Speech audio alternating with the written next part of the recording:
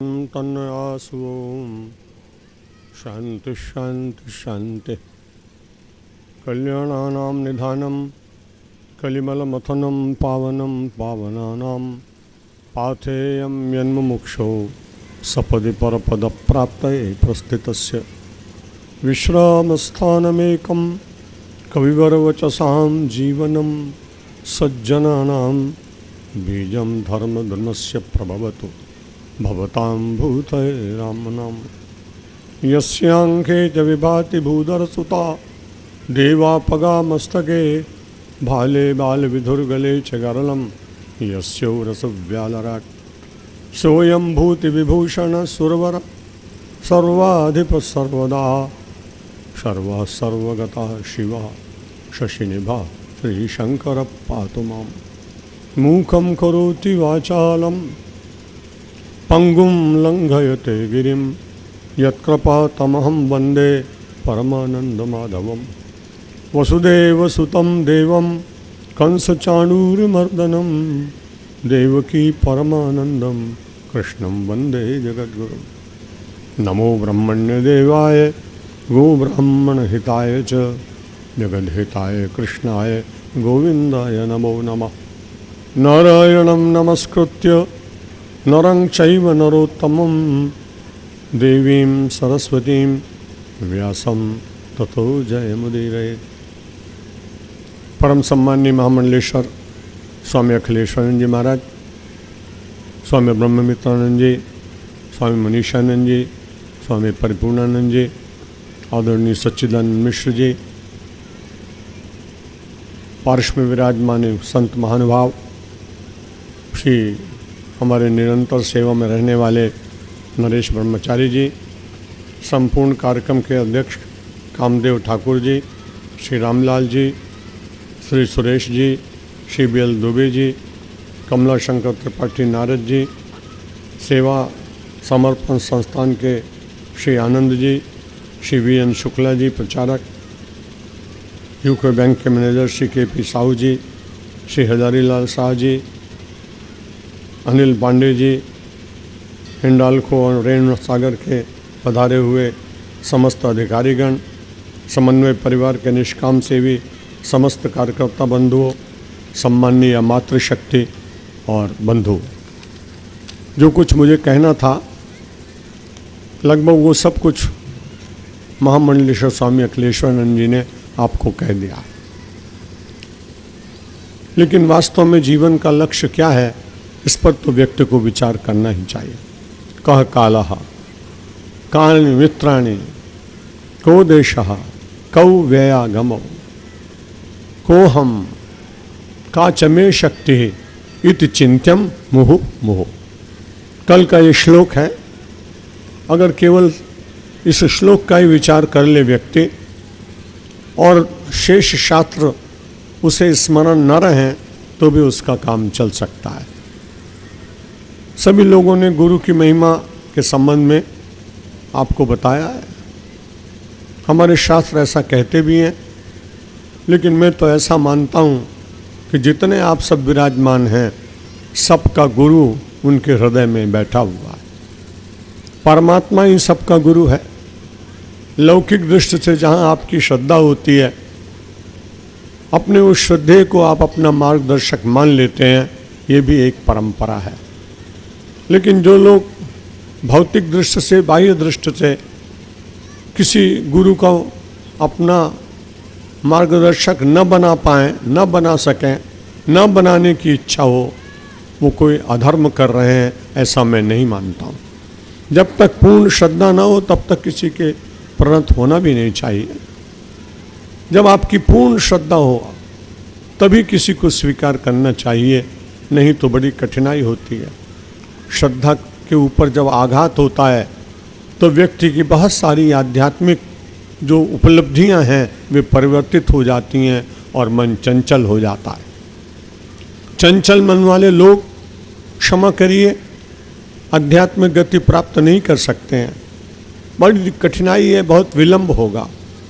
कभी नर्मदा के तीर पर जाइए, कभी गंगा के तट पर जाइए, कभी अपनी सोन नदी के किनारे जाइए, और वहाँ अपना मुख देखने का प्रयत्न करेंगे तो आपको मुख दिखाई नहीं पड़ेगा। लेकिन कहीं थोड़ी दूर पर आप गए और देखा कि वहाँ उर्मियाँ और लहरें बहुत कम हैं, एकदम शांत जल है, और आपने अपना मुख देखने का प्रयत्न किया तो उसमें प्रतिबिंब दिखाई पड़ता है। चंचल लहरों में अपना स्वरूप नहीं दिखाई पड़ता, जब वो स्थिरता आती है तो उसमें स्वरूप दिखता है। मानव जीवन की सार्थकता को जानने के लिए मेरा विनम्र निवेदन है, प्रातः सायं शयन से पूर्व जब भी आपको समय मिले अपने मन की वृत्तियों को शांत कर अपने हृदय सरोवर में अपने स्वरूप को देखने का प्रयत्न करिए।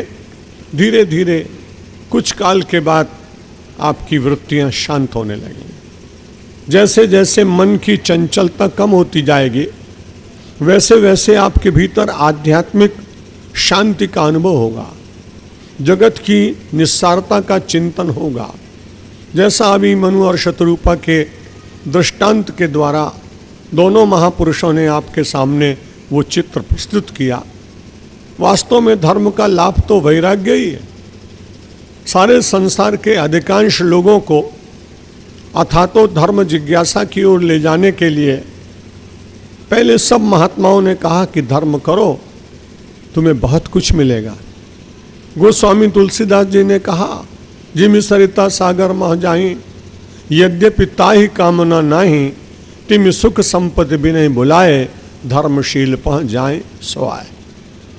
संसार के अधिकांश लोग तो सुख और संपत्ति चाहते हैं ना, इसलिए उनको ये चौपाई बड़ी अच्छी लगी कि धर्म का पालन करने से अपने को सुख और संपत्ति मिलेगी। लेकिन बड़ी गहन है चर्चा, सुख और संपत्ति वास्तव में है कौन सी? जो सुख छूट जाए उसको सुख कहा जा सकता है क्या?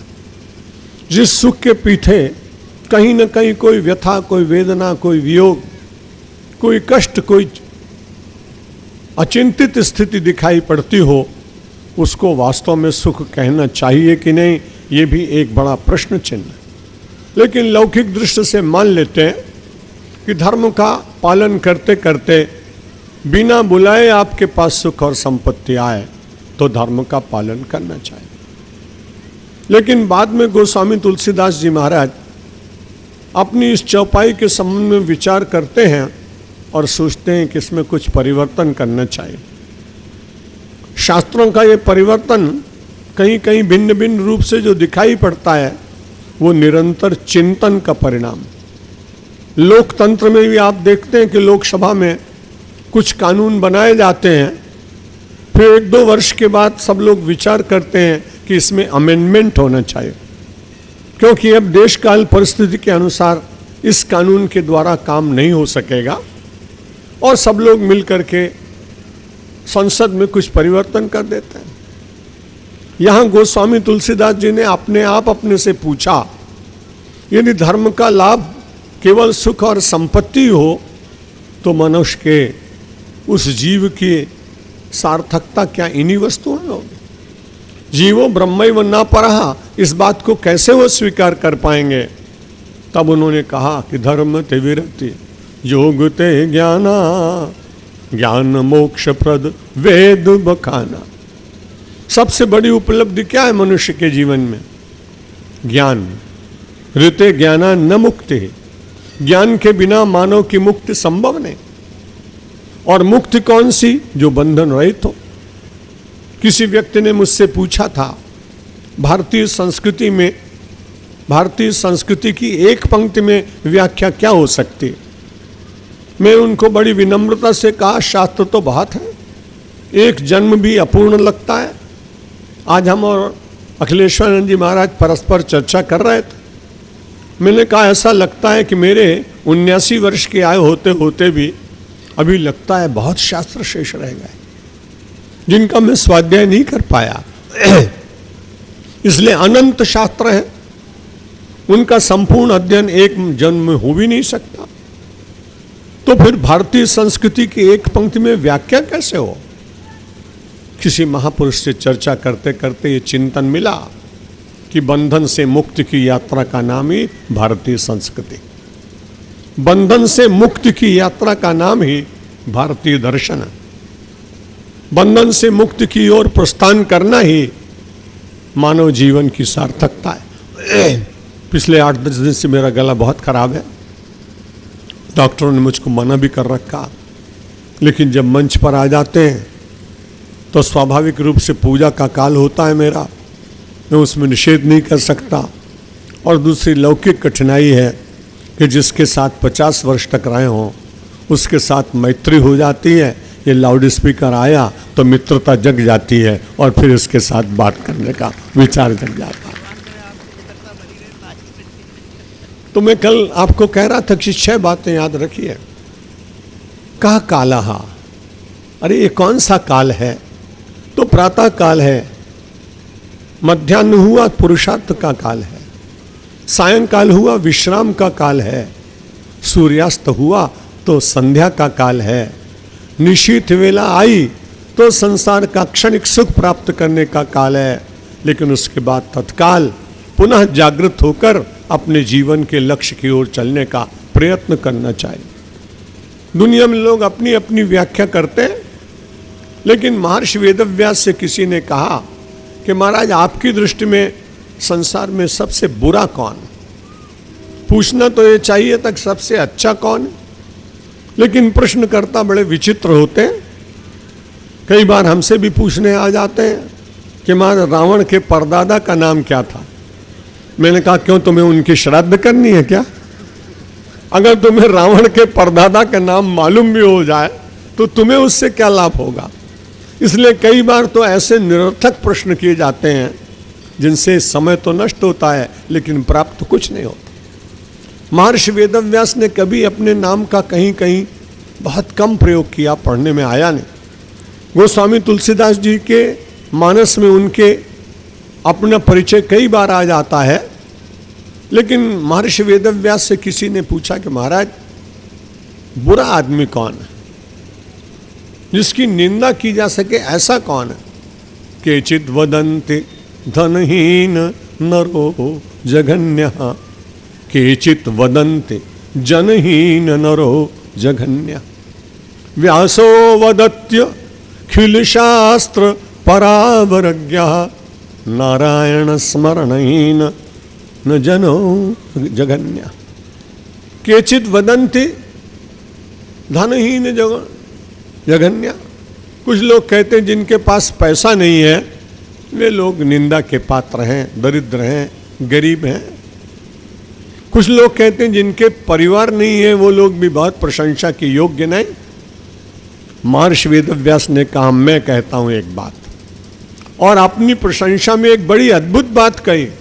व्यासो वदत्य अखिल शास्त्र परावरज्ञ, साधारण व्यास ये बात नहीं कह रहा है, सारे शास्त्रों का ज्ञान है जिनको, वो व्यास महाराज कहते हैं नारायण स्मरणहीन नरो जघन्य, जिसके पास परमात्मा का स्मरण नहीं वही संसार में सर्वाधिक निंदा का पात्र है। निंदनीय होने के लिए आए नहीं आप, अभिनंदनीय होने के लिए आए। और जब जब किसी का अभिनंदन होता है वो बड़ा प्रसन्न होता है।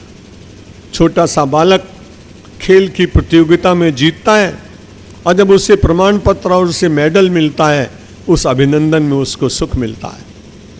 सैनिक अपने प्राणों को देने के बाद भी मरणोत्तर उसके परिवार के किसी व्यक्ति का अभिनंदन होता है, बड़ा सम्मान और पद दिया जाता है, वो बड़ा प्रसन्न होता है। बहुत सारे मंत्रियों को भी मैं जानता हूं जो अपनी सामान्य जनता को कहते हैं मैं बहुत व्यस्त हूं, आज आपसे बात नहीं कर सकूंगा, लेकिन उसमें से कोई बुद्धिमान व्यक्ति कहता है आप व्यस्त तो हैं लेकिन हमने चांदी के फ्रेम में आपके लिए एक अभिनंदन तैयार किया है। कहते हैं तब तो बहुत टाइम निकल आएगा। अभिनंदन के लिए समय निकल आता है। निवेदन ये कर रहा था कि निंदनीय जीवन कोई जीना चाहता नहीं और अभिनंदन संसार में सबको प्रिय है। साधारण व्यक्ति से लेकर और मुझ जैसे सन्यासी को भी, क्योंकि मैं बड़ा खुला जीवन जीने का प्रयत्न करता हूं, तो मुझे भी उन क्षणों में भगवान का स्मरण करते करते भी अभिनंदन का आनंद आता है। क्यों आता है? क्योंकि परमात्मा निरंतर अभिनंदनीय है। उस अभिनंदनीय परमात्मा के आप अंश हैं, जैसा भी आपने महामंडलेश्वर स्वामी अखिलेश्वरन जी से श्रवण किया। तो जब परमात्मा प्रातः काल से और रात्रि पर्यंत स्तोत्र सुनता है, बड़ा आनंद होता है। भगवान की एक ही बात अच्छी लगती है, हम लोगों का थोड़ा अभिनंदन हो तो उसका उत्तर देने के लिए जिसने अभिनंदन पत्र दिया हो वो आग्रह करता है, महाराज आपका अभिनंदन हुआ, कुछ दो शब्द बोलिए। हम सब लोग सारी जिंदगी भगवान का अभिनंदन करते हैं स्तोत्रों के द्वारा, और मैं भी कहता हूं महाराज बोलो, लेकिन भगवान बोलते नहीं। यही सबसे बड़ी विशेषता है, जो अभिनंदन के द्वारा भी कभी स्पंदित नहीं होता, और संसार में नास्तिकों की निंदा के द्वारा भी जिसके भीतर कोई स्पंदन उत्पन्न नहीं होता, इसीलिए वो परमात्मा है। एक रस रहने के कारण ही वो परमात्मा है। व्यासो वदत्य खिल शास्त्र परावरज्ञ, सारे शास्त्रों का ज्ञाता महर्षि वेदव्यास आपको कह रहे हैं, नारायण स्मरणहीन नरो जगन्या। जिसके पास परमात्मा नहीं, परमात्मा की स्मृति नहीं, सद्गुण नहीं, भारत राष्ट्र के प्रति गौरव नहीं, अपने कुल का सम्मान नहीं, अपनी संस्कृति के ऊपर अस्मिता नहीं, ऐसे लोग वास्तव में कैसे जी रहे हैं भगवान जाने। गोस्वामी तुलसीदास जी तो महाराज गाली दे रहे हैं, तिनते खर शूकर स्वान भले, जड़ता बसते न कहें कछुए, तुलसी जिन राम सो नेह नहीं, ते विषाण न द्वय, ते पशु पुच्छ पिशाण न द्वय, जननी कत मास मुई 10 मास, रही किन बाज गई किन जय, जरि जाओ सो जीवन जानकी नाथ, रहे जग में तुमरो बिन होए। गोस्वामी जी महाराज कहते हैं कि जो भगवान का स्मरण नहीं करते उनकी अपेक्षा वो ज्यादा अच्छे हैं। कौन ज्यादा अच्छे हैं? खर। संस्कृत भाषा बड़ी अच्छी भाषा है। ये शब्द सीधा सीधा कहा जाए तो लोगों को अच्छा नहीं लगता। खर भी ठीक है, फिर बिल्कुल सामान्य भाषा में लोग कहते हैं गधा। गधा, कोई आदमी किसी को गधा कह दे तो उसको कितनी गुस्सा चढ़ेगी। तो हमारे संस्कृत के विद्वानों ने एक नाम रख दिया उनका, वैशाख नंदन। बहुत कम लोग जानते हैं नाम। मैंने किसी साहित्यकार से पूछा कि भाई इसका वैशाख नंदन क्यों नाम रख दिया? बोले महाराज जब घास चरने के लिए जाता है, घास तो होती नहीं, लेकिन चरते चरते 1-2 माइल तक चला गया, फिर पीछे मुड़कर देखता है तो अपना पैर ऊपर करके खूब जोर से बोलता है और कहता है जितनी घास थी सब में चर गया। इसलिए वैशाख नंदन अपनी अनुपलब्धि पर ही प्रसन्न होता है। उपलब्धि पर प्रसन्न कोई हो तो ठीक है। संसार में ऐसे वैशाख नंदन वृत्ति वाले लोग अपने जीवन को व्यर्थ कर रहे हैं। तिनते खर शूकर श्वान भले, जड़ता बसते न कहें कछुए, तुलसी जिन राम सो नेह नहीं, ते सही पशु पूंछ विषाण न दे। गोस्वामी जी कहते हैं वो बिल्कुल उनके सींग नहीं है, पूंछ नहीं है, लेकिन यदि उनको पशु कह दिया जाए तो ये कोई निरर्थक बात नहीं होगी। इस छंद के द्वारा कवितावली के अपने अपने को देखने का प्रयत्न करें हम कि हम पशुता की ओर तो नहीं जा रहे हैं, कहीं वे शब्द हमारे लिए तो नहीं प्रयुक्त हो जाएंगे। तब आपको मिलेगा एक प्रेरणा का भाव कि हम ऐसा अगर जीवन व्यतीत कर रहे हैं तो हमें उसका परित्याग करना चाहिए। कह कालः कानि मित्राणि, उनके साथ मित्रता कीजिए जो भगवान की ओर ले जाएं आपको, जो आपकी भक्ति में, आपके सदाचार में, आपके सद्गुणों में, आपकी श्रेष्ठता में, आपके मनुष्यत्व में जो बाधक बनते हो। गोस्वामी जी सीधा संदेश देते हैं, उनका साथ छोड़ दीजिए। तजिए ताहि कोटि बैरी सम, यद्यपि परम स्नेही, अंजन कहा आंख जई फूटे, बहुतक कहो कहाँ लो। वो कहते हैं नाते किनके साथ होने चाहिए? नाते नेह राम सो मनियत, बहुतक कहाँ लो, अंजन कहा आंख जई फूटे। वो अंजन कैसा अंजन जो आंख में लगाने से आंख ही चली जाए। संसार के संबंध बहुत अच्छे हैं, लेकिन उन संबंधों में यदि परमात्मा के साथ आपको जोड़ने का प्रयत्न न हो तो वो संपत्ति बहुत अच्छी नहीं। गोस्वामी जी तुलसीदास जैसा सौम्य कवि, प्रासादिक भाषा में बोलने वाला महापुरुष एक दिन विचार करने लगा कि संपत्ति अच्छी है क्या। अंतर का कवि उनको प्रेरित करता है कि जरऊ सो संपत्ति सदन सुख, सुहृद मातु पितु भाई, सन्मुख हो तुझ राम पद, करई न सहस सहाय। उस संपत्ति पर आग लग जाए। कोई महात्मा ऐसे शब्द कहे तो उसके महात्मापन पर संदेह होता है। जो कहता है संपत्ति में आग लग जाए, जरा उस संपत्ति घर में आग लग जाए, सदन जल जाए, मित्र आग में कूद पड़े, माता पिता भी दग्ध हो जाए। किसी ने कहा महाराज इतने बड़े कवि होकर ऐसी गालियां दे रहे हो, ऐसा श्राप दे रहे हो, समाज को अभिशप्त बना रहे हो। गोस्वामी तुलसीदास ने कहा कि नहीं, मेरी दूसरी पंक्ति भी तो पढ़ो। जो परमात्मा की ओर न ले जाए वो सब जल जाए, और जो परमात्मा की तरफ रहे वो वसंत की बयार बन जाए, वसंत की ऋतु बन जाए, आनंद का स्रोत बन जाए, मंगल का निधान बन जाए। तो हम सब लोगों को विचार करते रहने चाहिए। मनुष्य जीवन मिला ये कह काला, ये बार में दोहरा मिलेगा नहीं, मैं कौन जाने। और मित्र वो बनाइए जो परमात्मा की ओर ले जाएं और सदाचार की बात करें।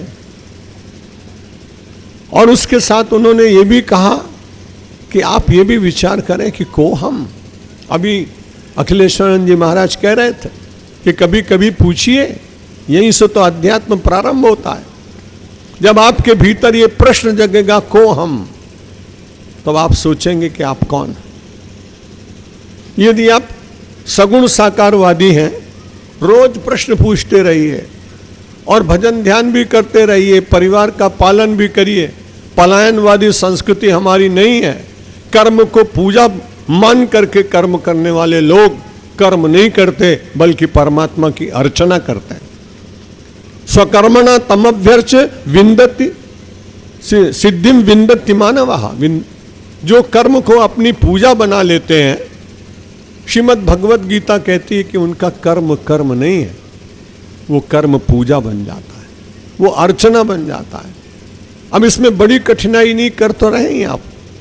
बद्रीनाथ की यात्रा में एक बार जाने का अवसर मिला, गाड़ी कुछ खराब हो गई, थोड़ा पैदल चले तो एक मजदूर दिखाई पड़ा, थोड़ा काम करता था, गर्दन नीचे करके बैठा था। मैंने पूछा भाई क्या कर रहे हो? बोले महाराज गुजारा करने के लिए ये मजदूरी करनी पड़ती है। कैसा अभाग्य हमारा, सड़क के कंकड़ दिन भर बिनते रहते हैं। थोड़ी दूर पर आगे चले तो दूसरा श्रमिक मिला, वो बड़ी प्रामाणिकता के साथ झाड़ू लगा लगा करके सड़क को स्वच्छ कर रहा था। मैंने उससे पूछा भाई क्या कर रहे हो? उसने कहा महाराज सरकार मुझे पैसा देती है, इसलिए मुझे बड़ी प्रामाणिकता के साथ 8 घंटे काम करना चाहिए, इसलिए मैं अपना काम कर रहा हूं। थोड़ा आगे चले तो तीसरा मजदूर सड़क को साफ भी करता था और जंगल में से ला करके हरे हरे वृक्षों के पत्ते बिछा रहा था।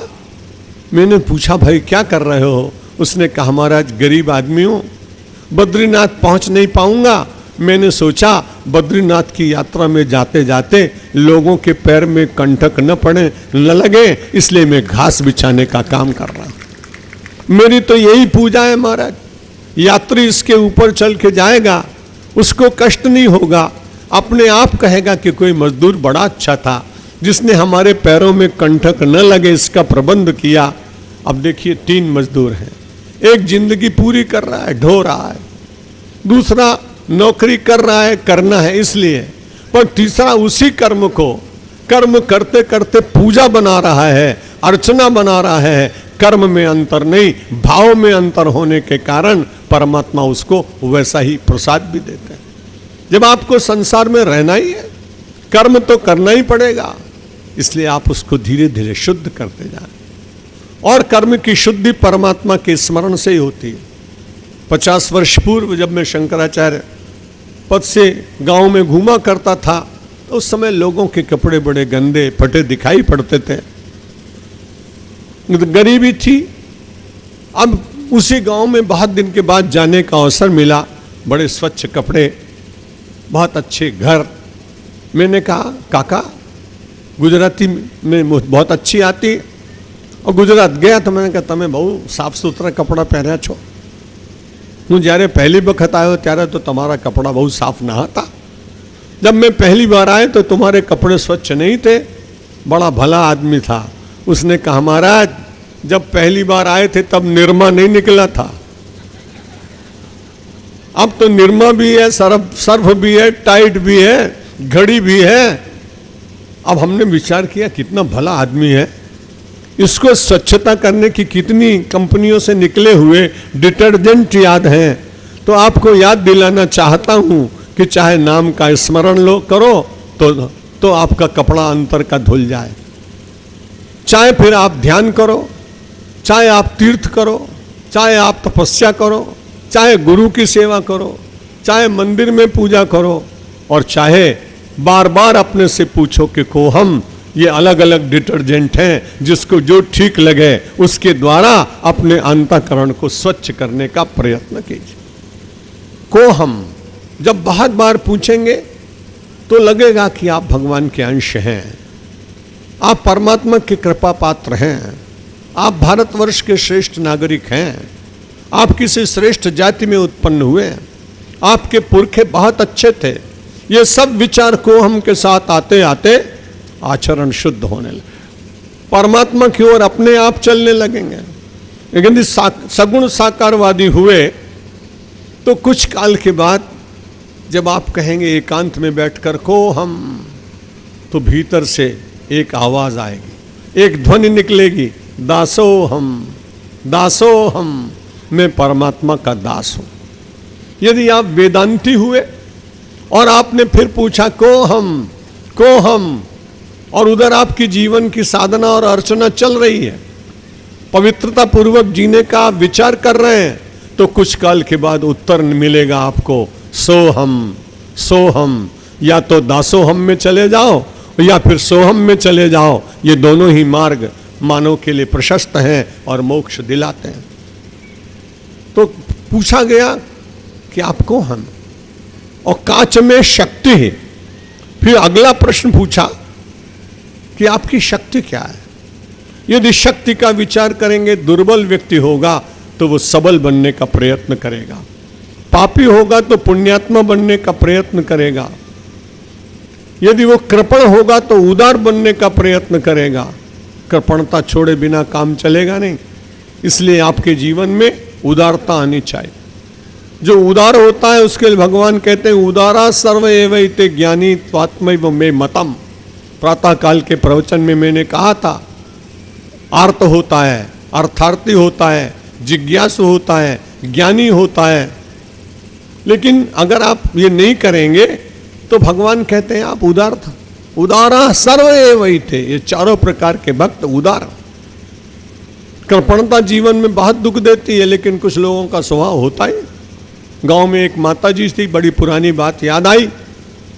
जहां भी कहीं पता लगे कि आज कुछ अच्छा बना है, चुपचाप चली जाती। आयु अधिक थी, इसलिए स्वाभाविक रूप से लोग उनका सत्कार करते, बड़े आनंद से आ जाती खा पी के। एक दिन कुछ बच्चों ने कहा, मैया गांव में कहीं भी हलवा बने तो तुरंत तेरे नाक में सुगंध पहुंच जाती, कहीं गुलगुला बने, कहीं और कोई मिठाई बने, तुझे पता चल जाता, तू पहुंच जाती, लेकिन तूने जिंदगी में कभी किसी को नहीं खिलाया। अब तो उसने विचार किया कि सब पीछे पड़ गए। घर के पास में एक छोटा लड़का रहता था, उसको कहा मैं तुझे 2 रुपए दूंगे, एक काम मेरा कर देना। जिन लोगों ने कहा था कि भाई कभी तुमने नहीं खिलाया, सबको निमंत्रण दे दिया। छत के ऊपर बढ़िया चादर बिछा दी, कीर्तन कराने लगी, लोग छत के ऊपर चले गए। उस लड़के से उसने कहा, बेटा जितने चप्पल और जूते हैं जल्दी बेच के आ जा, हैं, और उसमें से आधे पैसे की गरम जलेबी और समोसा लेते आना, आधे पैसे का हिसाब बाद में करेंगे। अब वो गए, छत पर बैठे, सब लोग बड़े मजे से खा रहे हैं, आनंद कर रहे हैं। पहली बार ऐसी घटना घटी थी। सब लोग मैया को बहुत धन्यवाद देने लगे, मैया बड़ी चतुर थी। उसने कहा, रे मेरा क्या है, आपके चरणों का प्रताप है सब, मेरा कुछ भी नहीं है, सब आपके चरणों का प्रताप है। अब जब सब लोग उतरे तो किसी का न सैंडल मिला, न किसी की चप्पल मिली, न किसी के जूते मिले। सब चिल्लाने लगे। मैया आई, उसने कहा, मैंने तो आपको पहले ही कहा था कि आपके चरणों का प्रताप है, अब मैं क्या कर सकती हूँ, कौन ले गया, क्या हुआ। तो ऐसे कृपण समाज में न उत्पन्न हो, ऐसी परमात्मा से प्रार्थना करते रहे। नहीं तो वनवासियों का क्या होगा, तीर्थवासियों का क्या होगा, गाय माता का क्या होगा, और विपन्नों का क्या होगा, विकलांगों का क्या होगा, अनाथ बहनों का क्या होगा। ये सारा दायित्व समाज का दायित्व। वो दुख में रहे और आप आनंद में, प्रसन्नता में रहे, एक प्रकार का पाप। इसलिए समाज पापी न बने, पुण्यात्मा बने। तो जब आप विचार करेंगे, काच में शक्ति, मेरी शक्ति क्या है, सबके भीतर शक्ति है। ईश्वर का स्मरण करने से शक्ति का जागरण होता है, समर्पण करने से शक्ति दुगुणित होती है, अर्पण करने से व्यक्ति के भीतर स्वाभिमान जागता है, और फिर वो परमात्मा का अंश बन करके सब कुछ अर्पित करते करते काहम कोहम काच में शक्ति इत चिंत्यम मोह मोह। ये 6 बातें रोज 5 मिनट के लिए सोच लिया करो। मैं कौन हूं, कहां से आया हूं, मेरी शक्ति क्या है। और आय और व्यय को भी देखना चाहिए। जो आदमी खाली खर्च करना जानते हैं और आमदनी नहीं होती तो उनकी बड़ी कठिनाई होती है। बैंक चाहे जितने विज्ञापन निकाले, पर लोन लेने के लिए जल्दी जल्दी मत जाओ, चुकाना पड़ेगा। आमद कम और खर्चा ज्यादा, ये लक्षण मिट जाने के हैं। और ताकत कम और गुस्सा ज्यादा, ये लक्षण पिट जाने के हैं। इसलिए भारत को बलवान होना चाहिए। पड़ोसी बार बार तंग करता है, एक बार मिटा दो, झंझट खत्म हो। लेकिन ये कौन करे, राजनीतिक स्वार्थी लोग कभी इस प्रकार के निर्णय ले पाएंगे, ये करना कहना बहुत कठिन, उस बात को छोड़े। लेकिन अपने जीवन में बहुत सारा कर्जा लेकर हम ठाट बाट से रहें, दिखावा बहुत ज्यादा हो, ये प्रवृत्ति पश्चिमी प्रवृत्ति है। इससे बचने का प्रयत्न करिए। संतुष्ट हो ये न के नचित, जो परमात्मा मुझे परिश्रम पूर्वक प्रामाणिकता से कार्य करते हुए देगा, मैं उसमें अपना जीवन का निर्वाह करूंगा। बच्चे संस्कारी बनेंगे, परिवार कृतज्ञ होगा, झगड़े आएंगे नहीं, बीमारी बहुत कम होगी। प्रामाणिकता से जीवन जीने वाले लोगों को ये आध्यात्मिक सुख अपने आप मिलता चला जाता है। लोग कौन सा घोटाला कर रहे हैं उसकी आप चिंता मत करिए, क्योंकि अंत में तो खुलता ही कभी न कभी। और फिर बाद में कितनी बदनामी और कितनी वेदना होती होगी। भले ही नाम राजा हो, पर जाके पूछो कि क्या हो रहा है, बोला न मैं राजा हूं न ताजा हूं, अब तो बड़ी कठिनाई हो रही है, अब तो दुख हो रहा है। इसलिए हमारे आदर्श जो हैं वो बड़े श्रेष्ठ आदर्श, जिनमें चिंतन करके विचार किया जाता है। विचार के द्वारा कर्म करने की शक्ति जागती है। सत्कर्म के द्वारा पुण्य का अर्जन होता है। पुण्य के अर्जन के द्वारा संतों की कृपा मिलती है। संतों की कृपा से भगवान की कृपा मिलती है। भगवान की कृपा मिलती है, आपका जीवन कृतार्थ हो जाता है, मनुष्य जन्म सार्थक हो जाता है और आप धन्य हो जाते हैं। परमात्मा करे ये धन्यता हमें और आपको प्राप्त हो। मुझे बहुत थोड़ा ही बोलना था, लेकिन कल भी समय से बाहर चले गए थे, आज भी समय से बहुत अधिक 20-25 मिनट बाद में कार्यक्रम पूरा हो रहा है। कई बार ऐसा हो जाता है, नए नए कार्यक्रम और नए बंधुओं को उनका भी सम्मान करना होता है। तो जो कुछ कहा गया, मैं तो पिछले करीब 35 वर्ष से आपके यहाँ आता हूँ, 50 बार प्रवचन भी हुए। आपका बड़ा अनुराग है, आप मेरी पूजा स्वीकार करने के लिए बहुत बड़ी संख्या में हर बार आते हैं। इसलिए मुझे लगता है कि आप मेरा आभार प्रकट करें या मैं आपका आभार प्रकट करूं, ये भी बड़े संकट की बात है, ये भी बड़ी विचारणीय बात है। पर मुझे तो ऐसा लगता है आप सब नारायण हैं, इसलिए आपके प्रति मुझे आभार यूँ व्यक्त करना चाहिए कि कोई माली अपने फूल की डलिया लेके आए, पर कोई फूल लेने वाला ना हो तो क्या करेगा? तो बड़ा अच्छा लगा, मैं आपका माली बना, आप सब मेरे भगवान बने, आपने मेरे पुष्प स्वीकार किए, मुझे और शक्ति मिली। जब तक भगवान रखें तब तक भारत माता की सेवा करना, सदाचार की बात करना, पुण्य की ओर लोगों को ले जाने का प्रयत्न करना, भारत के प्रति श्रद्धा और मैं हिंदू हूँ इस प्रकार का स्वाभिमान अपने पूरे देश में जगे। इसके लिए आपको भी प्रयत्न करना है, मुझे भी प्रयत्न करना है। और जब समष्टि खड़ी हो जाती है तो भी आपने देखा एक मुस्लिम देश में थोड़े दिनों में ही एक बहुत बड़े शासक को भागना पड़ा। इस देश में भी जो अनीति करने वाले होंगे, यदि सदाचारी इकट्ठे हो गए तो वो भी दुम दबा के भागेंगे। वो कौन से देश में जाएंगे कहना कठिन है। शायद हिंद महासागर में डूब के मरने के अलावा उनके पास कोई रास्ता नहीं है। तो हम सब लोग भगवान का नाम ले और प्रार्थना रोज करना। यहाँ सत्संग होता है, जो सत्संग के दिन हो हम और स्वामी जी आए तभी आप आए, ये ठीक बात नहीं। सत्संग के समय जितना भी समय निकल सके जाना चाहिए, बच्चों को भी ले जाना चाहिए। उनमें संस्कार आएंगे तो संस्कारी समाज का निर्माण होगा। ये बहनों का दायित्व है, अपने अपने दायित्व का निर्वाह अर्चना पूर्वक करेंगे तो भगवान आपके यहाँ आएंगे। विदुरानी ने बड़ी इच्छा की थी भगवान आए, लेकिन भगवान नहीं आए थे।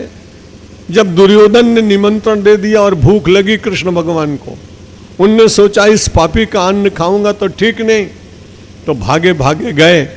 कितने दिन से प्रतीक्षा कर रही थी, चारपाई उलट दी, ठीक से बिछाई नहीं, केला ठीक से खिलाया नहीं, छिलके खा रहे हैं। विदुर जी महाराज आए, बोले तू क्या कर रही है? क्षमा मांगी। विदुर जी ने कहा महाराज अपराध हो गया। आपको कैसा लग रहा था? पहली बार या दूसरी बार? एक बार भगवान श्री राम और दूसरी बार भगवान श्री कृष्ण के नेत्र कुछ गीले हुए। विदुर और विद्रानी ने सोचा सचमुच जो कुछ खिलाया है उससे शायद उदरशूल तो नहीं हो रहा। छिलके खा लेने के कारण शायद इतने भगवान कोमल मक्खन खाने वाले, मैंने कितनी बड़ी गलती की। उसने क्षमा मांगी। बोले विद्रानी तू क्या करती है? ये मेरे जो आंखों में आंसू छलक रहे हैं ना, तूने मेरी मैया यशोदा की याद दिला दी। इतने ही प्रेम से यशोदा मुझे खिलाती थी जितने प्रेम से तूने आज मुझे खिलाया है। तेरे भीतर में यशोदा का दर्शन करवा। जब शबरी के बेर खाए, पहले तो शबरी इतनी ज्यादा जर्जर हो गई कि मिलते नहीं है भगवान। सब मजाक करने लगे, अरे तेरे यहाँ आएंगे भगवान। छोटी जात में उत्पन्न हुई, पूरा यौवन दे डाला, पूरे केश श्वेत हो गए, पैर लड़खड़ाने लगे, आंखों से दिखता नहीं है, राम तेरे यहाँ नहीं आएंगे। पर क्या अद्भुत श्रद्धा है। उन सब ऋषियों को उसने कहा मैं आपके सामने कभी बोली नहीं, आपका सम्मान किया आप शिष्टाचार के कारण, लेकिन आज मैं आपको कह रही हूं राम जरूर आएंगे। कैसे आएंगे? मेरी तपस्या के कारण नहीं आएंगे। मेरे गुरु सरभंग ने कहा था राम तेरे यहाँ आएंगे। मेरे गुरु का वचन पूरा करने के लिए राम मेरे घर में आए। और भगवान वहां पहुंचे, वहां भी बेर खाते खाते और उनके नेत्रों से अश्रुपात होने लगा। लक्ष्मण जी को सब बहुत अच्छा नहीं लगा, बड़ा प्रसंग है। वहां भी भगवान ने, जब शबरी ने पूछा कि महाराज बड़ी दीन हूं, दरिद्रा हूं, साधनहीन हूं, बड़े बिन बिन करके कई वर्षों से बेर रखे थे, मैंने अपराध किया। आप जैसे चक्रवर्ती सम्राट, आप जैसे परम ऐश्वर्य संपन्न ऐसे ब्रह्मांड नायक को ये सूखे बेर मैंने दिए, क्षमा करना नाथ। भगवान श्री राम रोने लगे। उन्होंने कहा तूने तो मेरी मैया वनवास में मैंने याद नहीं किया उसको, आज कौशल्या याद आ रही है। इतने ही प्रेम से वो मुझे भोजन कराती थी जितने प्रेम से तूने मुझे आज बेर खिलाए। विचार करिए, यदि आपकी श्रद्धा है, आपका विश्वास है, आपकी निष्ठा है, आपका समर्पण है, तो भगवान को बुलाइए। यदि वो प्रत्यक्ष नहीं आएंगे तो आपके हृदय मंदिर में आएंगे। आपके परिवारजनों का व्यवहार ऐसा अच्छा हो जाएगा, लोग कहेंगे इनके ऊपर भगवत कृपा है। संसार के लोगों की कृपा कभी होती है, कभी नहीं होती। बड़ा स्वार्थी है संसार। परमात्मा किसी के हेतु से प्रभावित होता नहीं, कोई हेतु उनका है नहीं। ऐसे निस्वार्थ करुणा वरुणालय परमात्मा के चरणों में प्रणाम रोज करिए, प्रार्थना करिए। संसार के लोगों के भीतर ईश्वर का अंश है ऐसा मानकर ईर्ष्या द्वेष का परित्याग करिए। राष्ट्र की रक्षा में प्राण देने पड़े तो शहीद बनिए, और राष्ट्र की रक्षा में यदि कोई बाधक बनता हो तो मैं ये नहीं कहता हूँ कि हिंसा करनी चाहिए, पर जरूर उन लोगों को हनुमान जी की बात जरूर कह दीजिएगा, जिन मुहि मारे तिन में मारे और तापर बांधे तनय तुम्हारे। ये भी हिंदू समाज में ये बल आना चाहिए। शौर्य के बिना, शक्ति के बिना राष्ट्र का रक्षण होता नहीं। परमात्मा करे उदारता हो, समता हो, दीन जनों के प्रति ममता का भाव हो, विश्व में ईश्वर का दर्शन हो, भारतीय गौरव को पुनः जगत गुरु के आसन पर बिठाने की ये सामूहिक शक्ति जागे। इन्हीं शब्दों के साथ आप सबके भीतर विराजमान परमात्मा को नमस्कार करता हूँ, संतों को नमस्कार करता हूँ, शब्दों को विराम देता हूँ। बहुत बहुत धन्यवाद।